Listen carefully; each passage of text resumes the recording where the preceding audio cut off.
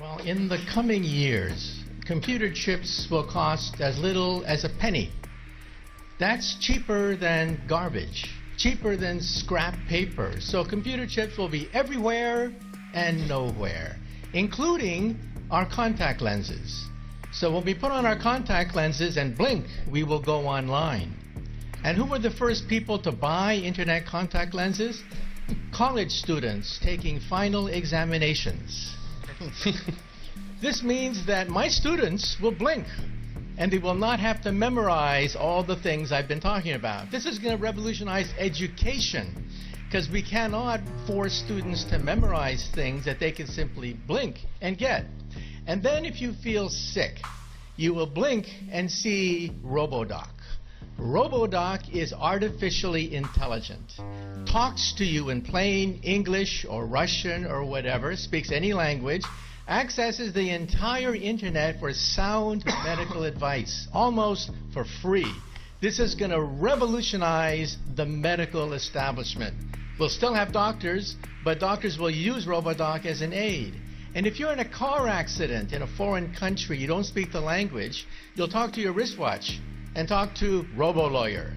RoboLawyer understands the law in any country, in any language. In fact, I personally believe that artificial intelligence, the robotics industry, will eventually become bigger than the automobile industry of today, because your automobile will become a robot. You will talk to it. You will argue with it. You'll have discussions with your car about the best route to take. And when you want to park the car, you simply tell your car, park yourself. And the car parks itself. This is going to revolutionize urban economics when you don't have to worry about parking anymore. And then the next organ to be digitized is the brain.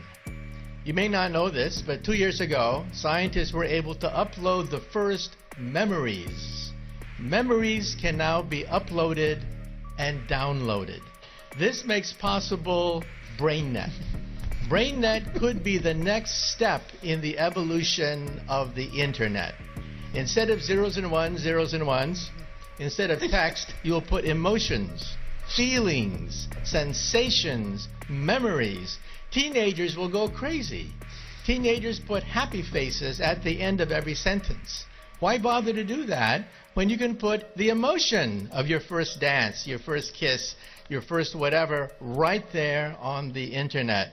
And so in the future, when you walk into a room, you will mentally command the internet. You'll take dictation mentally. You'll turn things on, turn things off, communicate with other people. People will think of you as a wizard of some sort, mentally communicating with everything around you. That's BrainNet. And then biotech is being digitized now. We can create a human body shop. We can create from your own cells, so there's no rejection mechanism. We can create skin, bone, cartilage, noses, ears, blood vessels, heart valves, bladders, complete windpipes can be grown in the laboratory. The next organ to be grown, by the way, is the liver. So for all you alcoholics in the audience, take heart. We may be able to grow your next liver. So even the economy is now being digitized into something I call perfect capitalism. You see, capitalism is based on supply and demand. But you don't know who's cheating you when you buy something. You don't know what the profit margin is. In the future, your contact lens will scan everything in a store, tell you who's cheating you, tell you who has the best product, what is the profit margin on every single thing that you can scan with your contact lens. And so capitalism becomes perfect supply and demand. This means that there are winners and losers. The losers will be middlemen. Because why did Amazon become so big? Why did Airbnb? Why did Uber become so quickly so large? Because they digitized the middlemen. So I tell my friends, if you want to become a billionaire, take an industry, take any industry.